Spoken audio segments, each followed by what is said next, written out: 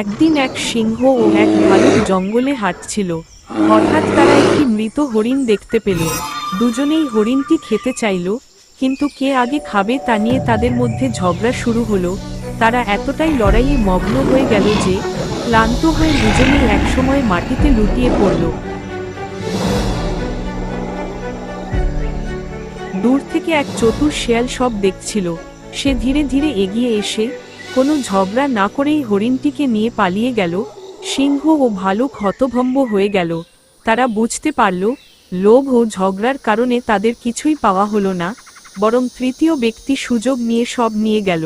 অহেতুক ঝগড়া করলে সুযোগ সন্ধানীরা সুবিধা নেয়।